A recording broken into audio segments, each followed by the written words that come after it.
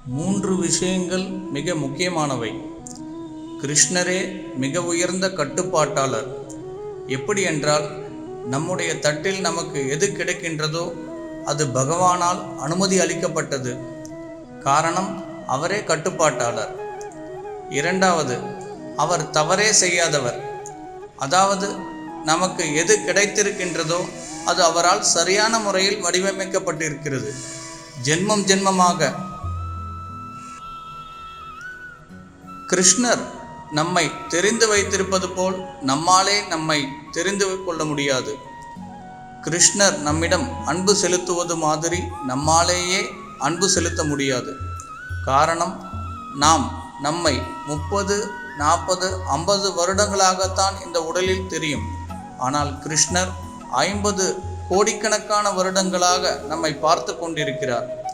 அவருக்கு நம்முடைய ஒவ்வொரு செயல், பேச்சு, கற்பனை என அனைத்தும் நன்றாக தெரியும்.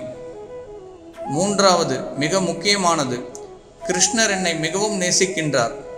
இந்த மொத்த பிரபஞ்சத்தில் அவரை போல் நேசிப்பவர் எவரும் இல்லை. நாம் அனைவரையும் நேசிக்கின்றார். இன்னும் சொல்லப்போனால், கிருஷ்ணர் நம்மை நேசிக்கும் அளவிற்கு நாம் நம்மை நேசிப்பதில்லை.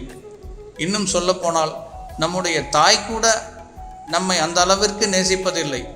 காரணம், நாம் தாயுடைய கர்ப்பத்தில் இருக்கும்போது நாம் தாயை பார்ப்பதில்லை, தாய் நம்மை பார்ப்பதில்லை.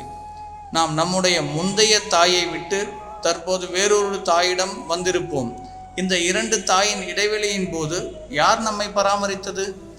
யார் நம்மீது அன்பு செலுத்தியது? யார் என்னை பராமரித்து கர்ப்பத்தில் இருந்து பாதுகாத்தது? நான் பிறந்த பிறகு என்னுடைய தாய் என் மீது அன்பு செலுத்தினாள். நான் அதற்கு முன்பு எங்கிருந்தேன்? நான் எங்கு இருந்தாலும் கிருஷ்ணர் என் மீது அன்பு செலுத்துகிறார்.